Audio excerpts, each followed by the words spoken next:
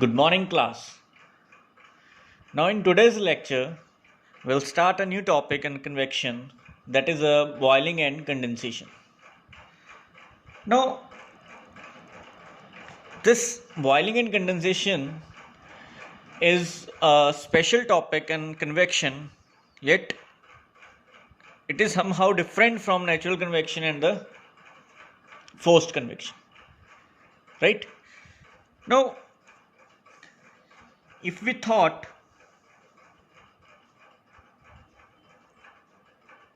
let us take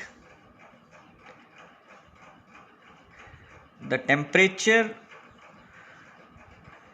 Q graph, right? And from properties of steam, you know that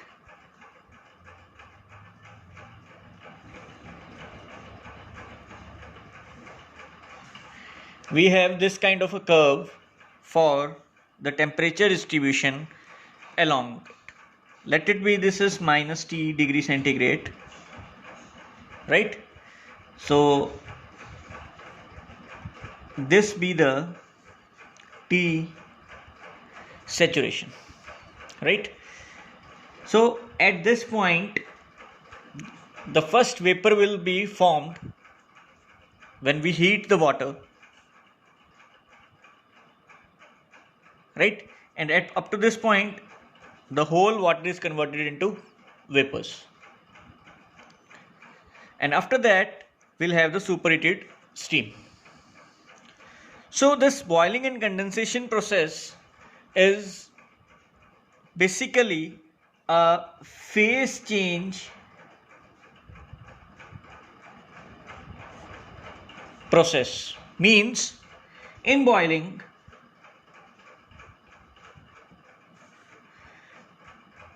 we'll have liquid to vapors, and in condensation we'll have vapors to liquid, right? So let we have a steam at a high temperature which is T superheated. If somehow its temperature can be lowered when the first liquid droplet will be formed on a surface, right? So that temperature is called as T saturation, and this heat involved in phase change is called as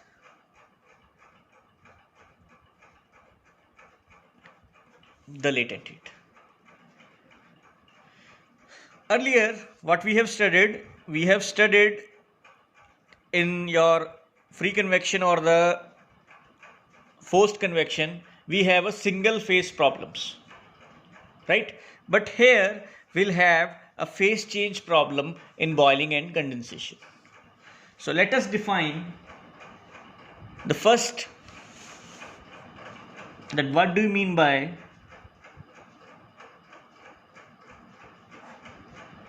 condensation, right? So let us take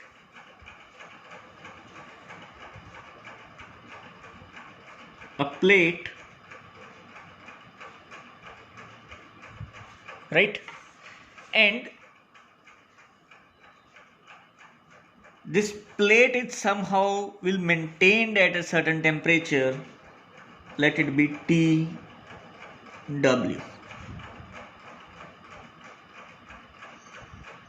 and on this side we have vapors at T saturation and P saturation, right? And this TW is less than that of T sat somehow. Let it be, if we take at 1 atmosphere, so let it be T saturation is 100 degree centigrade, right? So this how it can be, let's say 70, 80 or 90 degree centigrades. So to condensation to take place, when this temperature comes in contact with this temperature, then the liquid formation will start on this surface, right? So the first question is, when does the condensation occurs on a surface? So the condensation occurs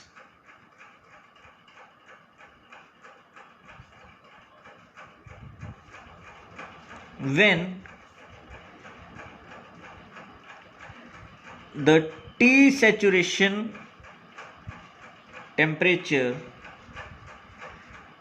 comes in contact with TW, where TW is less than Tsat, then the condensation begins, right? So up to that point the condensation takes place. Now we have two types.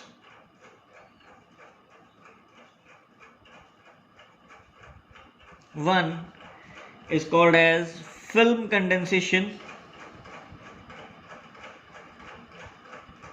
and second one is called as drop wise condensation. We have film wise and the drop wise condensation, right?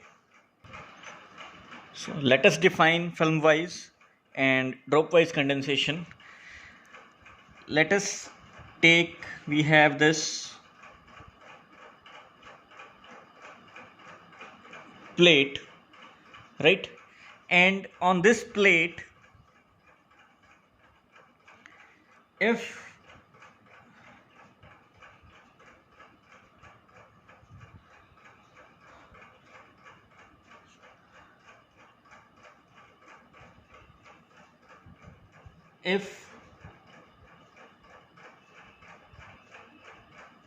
when the liquid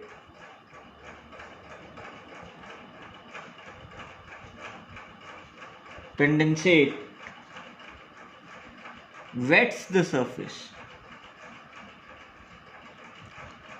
So when it wets the surface, this is a liquid film formed on a plate, right? So if it completely wets the surface, it will form a film of liquid on this surface. So this kind of condensation is called as film wise condensation, right? Now what is drop wise? When the liquid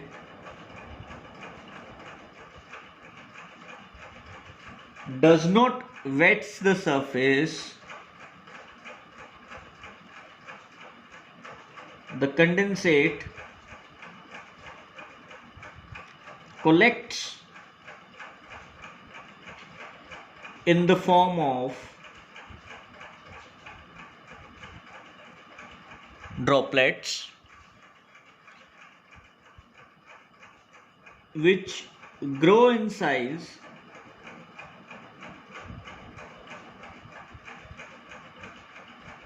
coalesces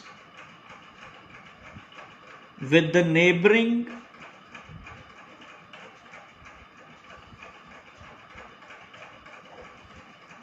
droplets and eventually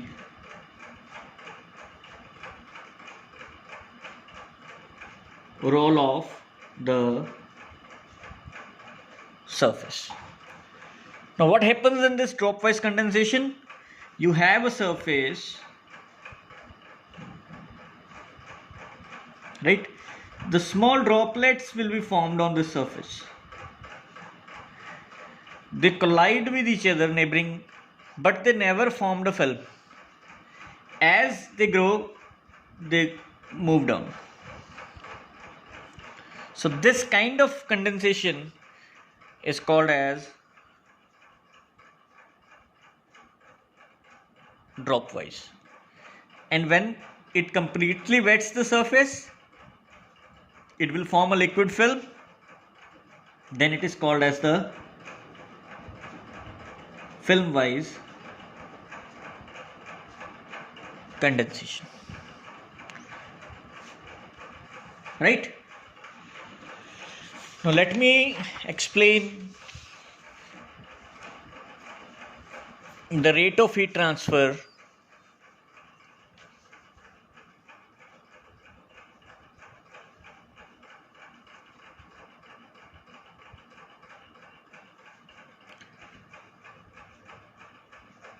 during these two types of the condensation.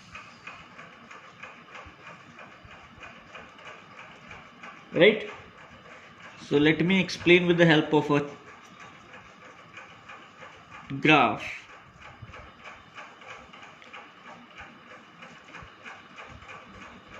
Here it is T saturation minus T wall temperature difference, and on this side we have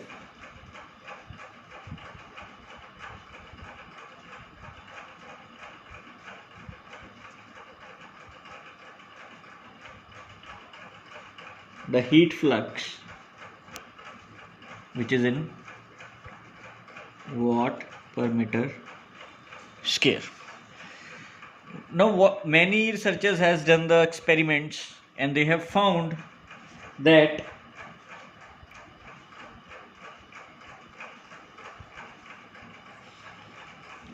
you have these two type of lines, where this line corresponds to drop-wise condensation and this line is film-wise condensation. Right? Now what they did experiment. They found the various readings, and when they pass the line through it, the graph will be like this. Now if you see, if I make this as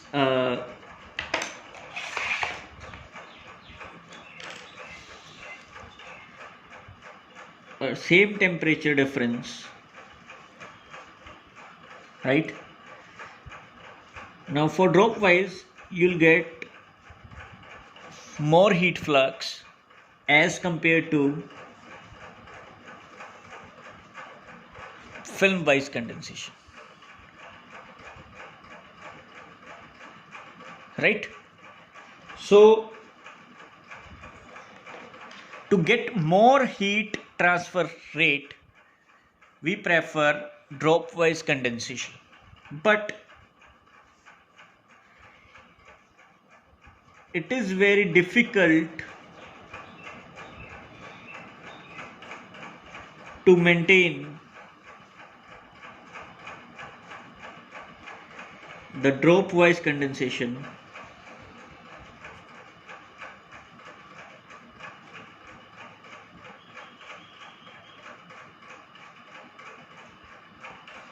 it is very difficult to maintain dropwise condensation.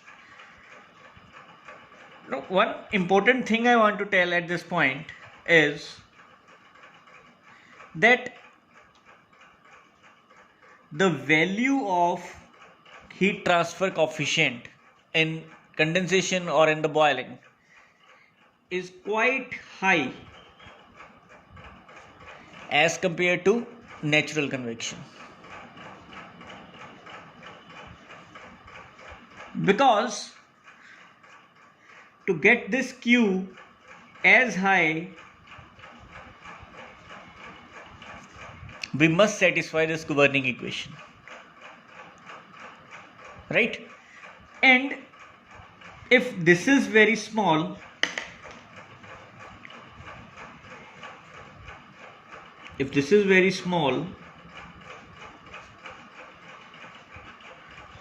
and this has to be increased, so H has to be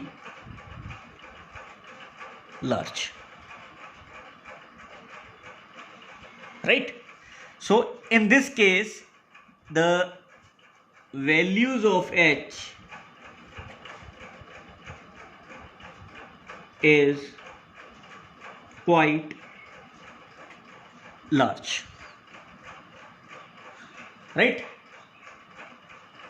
Now normally what have been done, that to design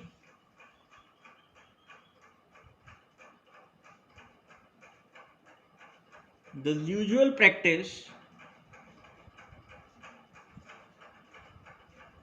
is to design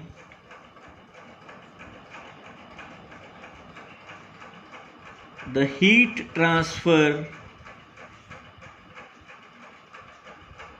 equipment under the assumption of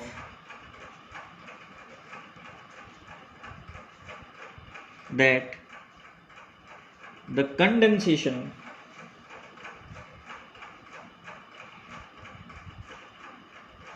is of film wise type, right? Now there are many applications why we need to study this boiling and condensation, right? You have the examples of boiler where when you have the example of condensers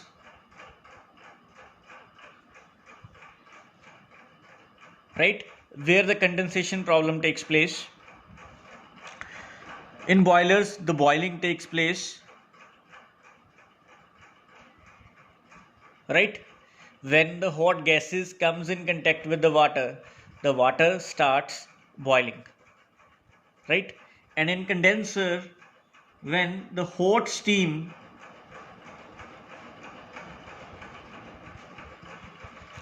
comes in contact with the lower temperature than that of it, then we see the droplets found on the outer shell of the pipes, right? The refrigerants in a refrigeration system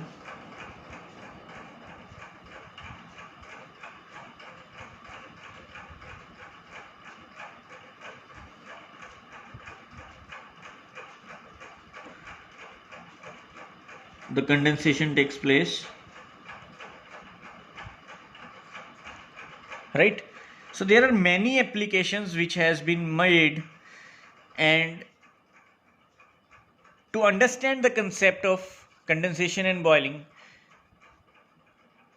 we need to understand how the heat is being transferred through it. Now in the next lecture we'll derive a relationship which was derived by the Nusselt in 1918 for the film-wise condensation problem. We'll able to find that what are the velocity profiles and how the heat is being transferred, what is the value of H in that case, in the next lecture. Thank you.